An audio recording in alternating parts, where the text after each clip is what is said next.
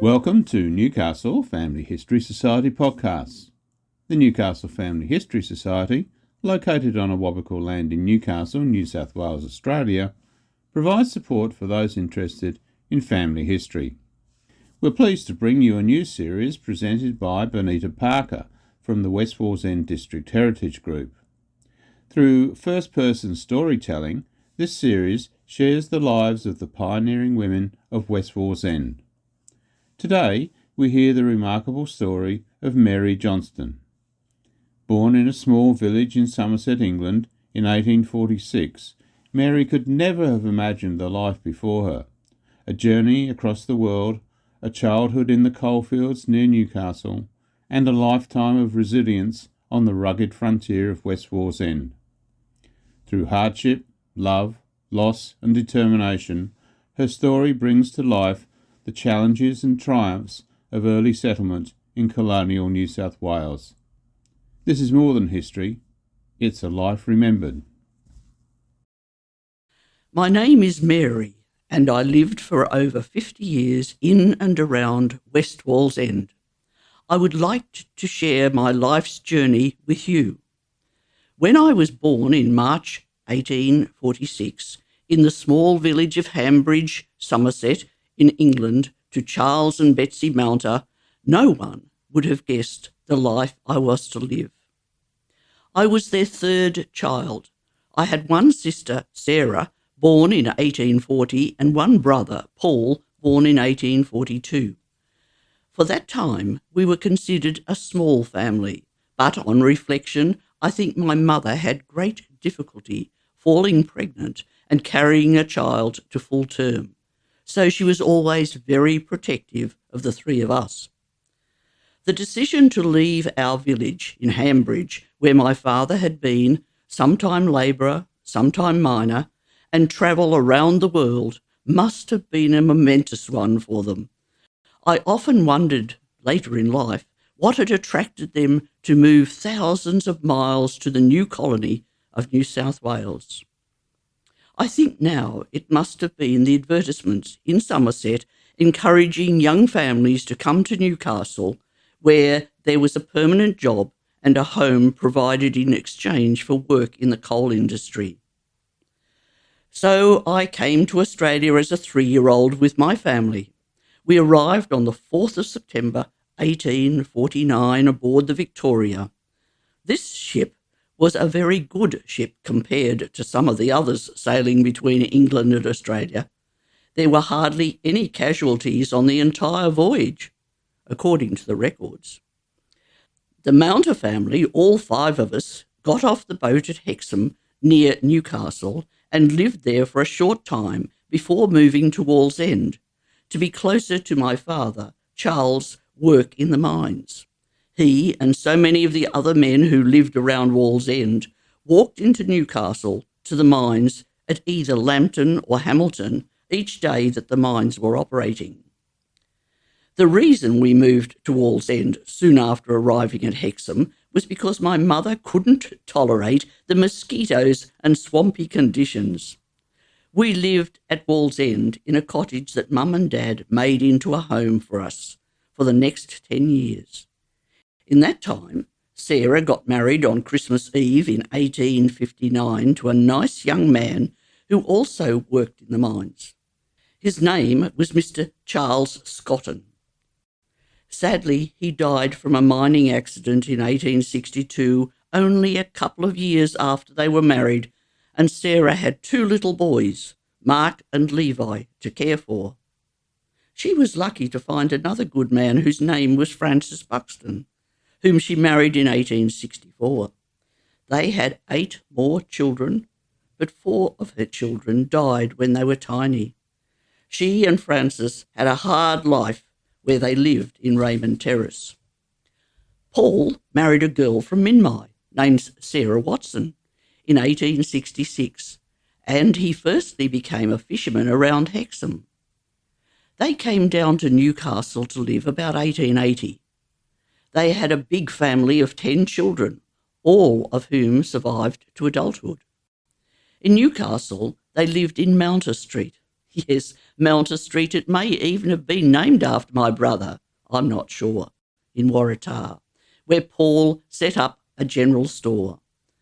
We didn't see much of him or his family as we were all very busy. He was really a well-respected man in Newcastle. He died in 1915, only a couple of years before me. As I remember it, I didn't go to school, so Mum taught me everything she could, such as cooking and sewing, my letters and numbers, as well as lots of lovely songs and silly ditties.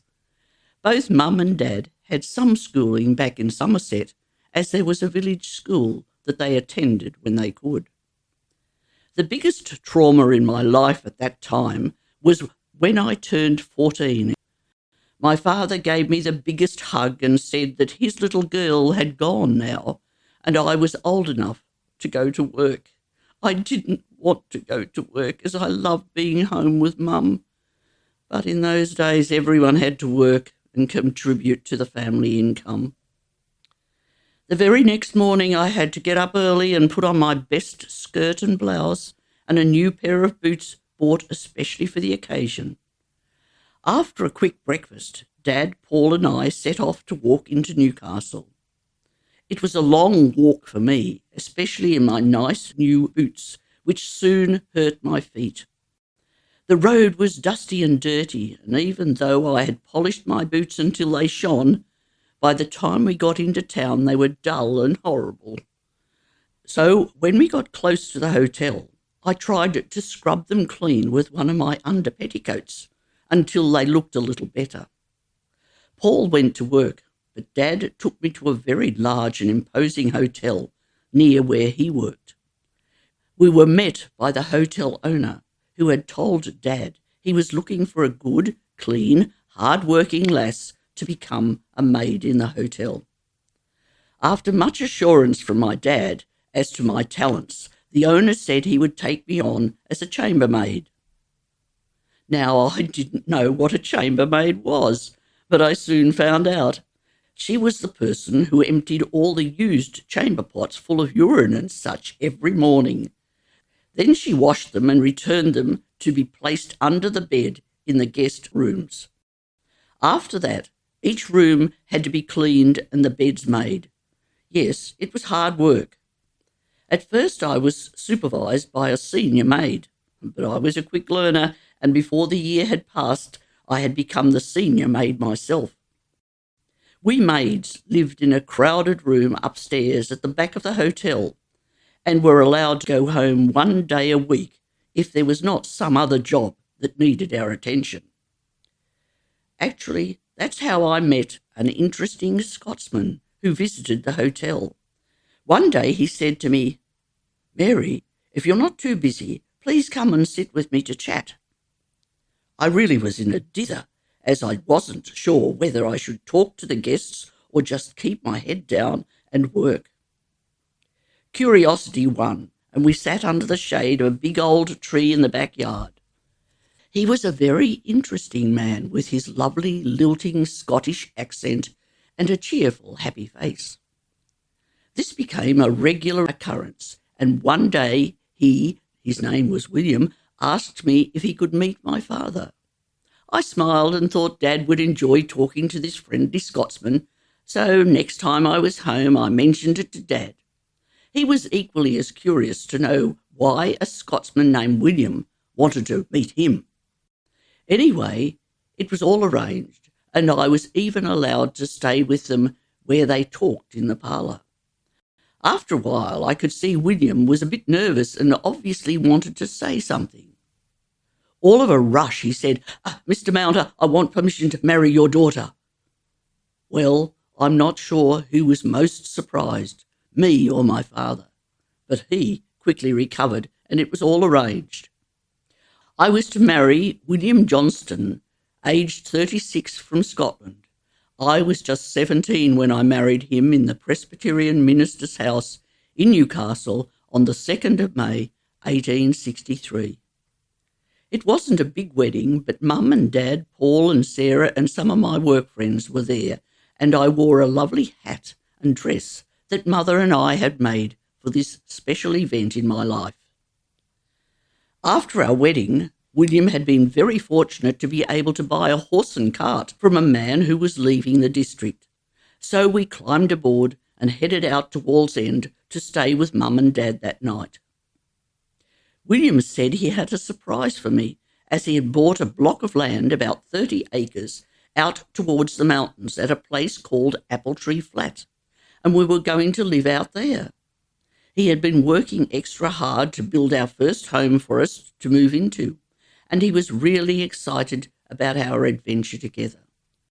Next morning we set off, laden with all manner of things, including spades and axes, crosscut saws, seeds and plants, as well as food, flour, tea, sugar, and a few other essentials, and my trousseau box, which contained all the clothes and linen Mum and I had made over the years. What a great adventure it was, sitting up in the cart as I waved goodbye to my parents. William and I were on our own to begin our new life together. At first, the road was in good repair, where it ran past the new mines at Wallsend. They were called A, B and C. C was the newest and most distant from Wallsend, only recently opened up, and by the time we got there, the road was little more than a track. It got worse the further we went, and soon I was saying to William, Is it much further? It took us all day, going up and down over ridges and through creeks, where my lovely new clothes got wet and dirty, and I got a bit tired and grumpy.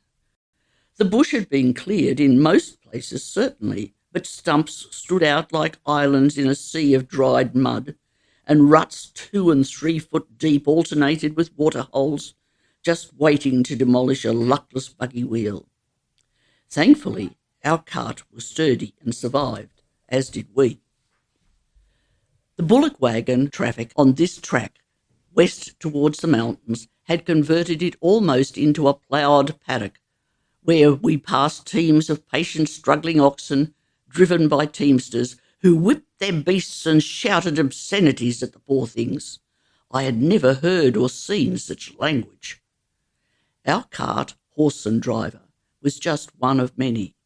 Here a dreadful accident might easily have occurred if the horse had been nervous or the driver flurried, but William was strong and knew what he was doing.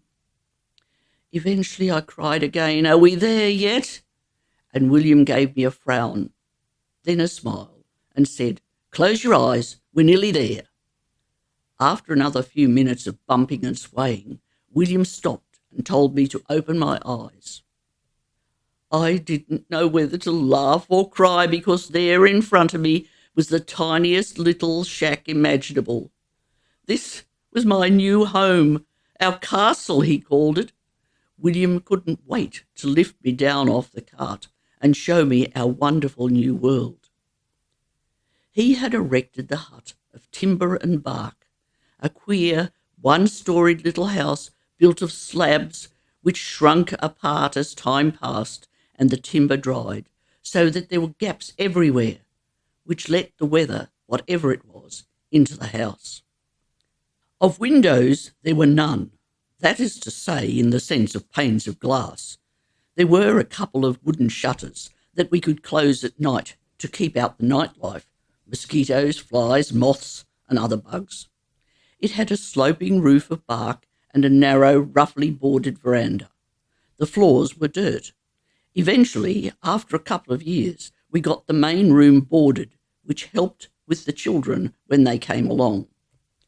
The rooms had no ceilings, and I have a vivid recollection of weird-looking little lizards and big fat spiders that seemed to live beneath the rafters. Married life was turning out to be something very different from what I had dreamed of. As it turned out, our block was only about 5 or 6 miles from Wallsend in a southwesterly direction, but it seemed a lot further when you had to plough through the bush on bullocky tracks to get there. When you did, there were a number of other free settlers settled down nearby too. But everyone was busy with their own life, so we didn't meet them very often. They were mostly miners like my William, working at the neighbouring collieries or cultivating their farms and orchards. Many of them kept a few cattle and supplied butter and milk to the mining townships around about, while we women raised large families and tended the house and gardens. Most of our possessions consisted of an axe, a spade, and a cross-cut saw for the trees that William had ring-barked and felled on the site of our future homestead.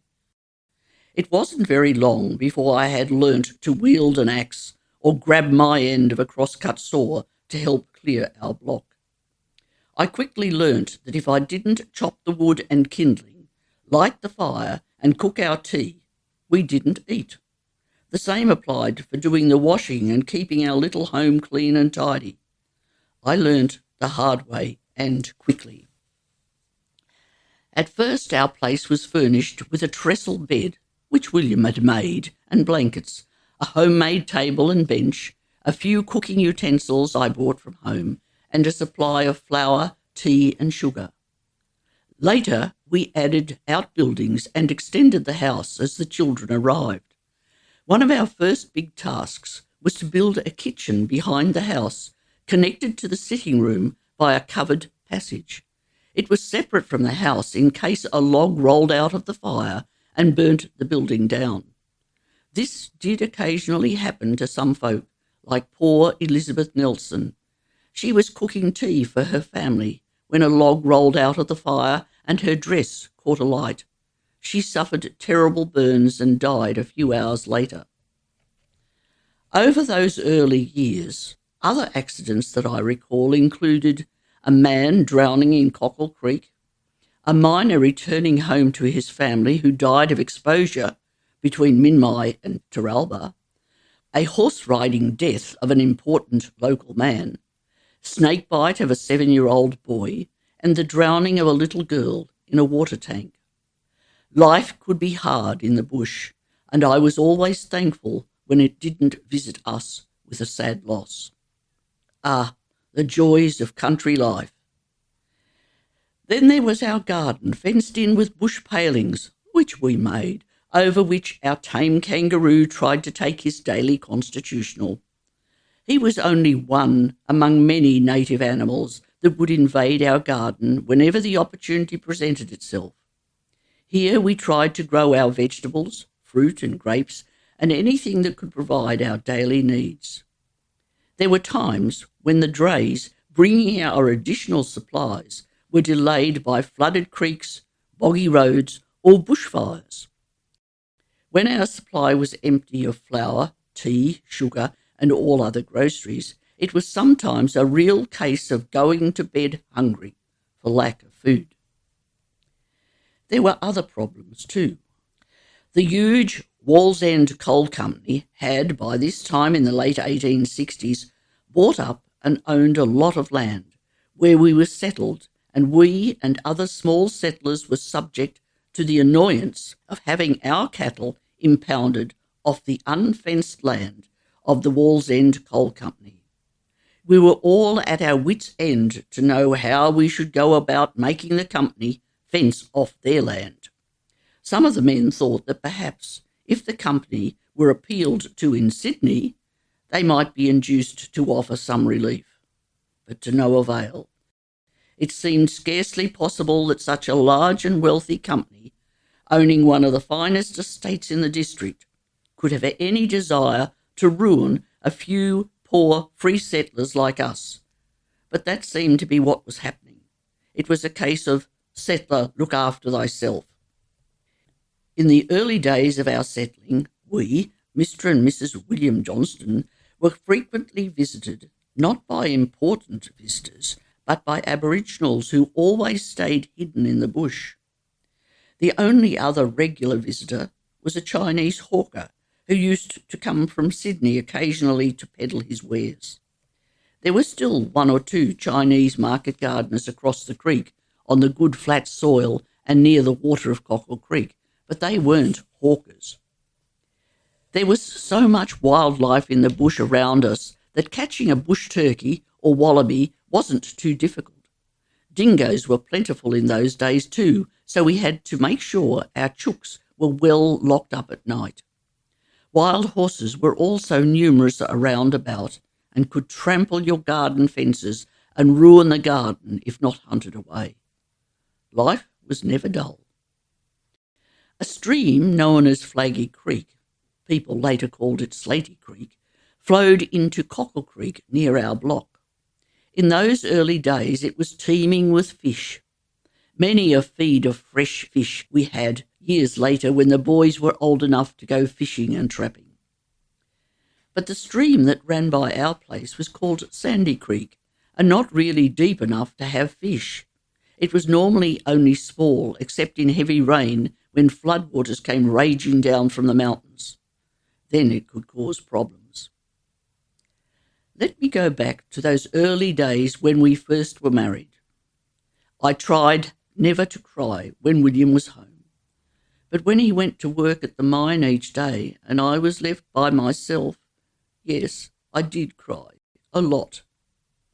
Then one day, after I'd been feeling unwell for a few mornings, I began to wonder if I was going to have a baby. When I told William, he picked me up and whirled me around, hugging me and kissing me. I worried about how I would give birth to a child without my mother, or anyone else for that matter. But William happily informed me that there were women settlers around the neighbourhood who he could call on to help me, and that's what happened. James was born the year after we were married. He was a big, strong baby and never gave us any trouble. 2 years later, Charles arrived, and although he wasn't as big and strong as James, he followed James wherever he went, and I never had a moment's worry about the boys when they went out to play. Then, 2 years later, Lucy arrived. She was a sad little bundle, and I remember the midwife saying that she would be lucky to survive. I looked after her and cared for her, but she never thrived, and about 12 months after Margaret was born, poor little Lucy got a fever and passed away. I sat with her in my arms until William came home. He knew what to do. He took the 2 boys and they made a little coffin for Lucy, and then dug a grave out near a huge boulder on the back of the property. We buried her there, and William made a beautiful wooden cross and said a little prayer. Maggie and I had gathered some bush flowers to put on the grave before we struggled home with our 3 remaining children. Over the years, I gave birth to another 8 children.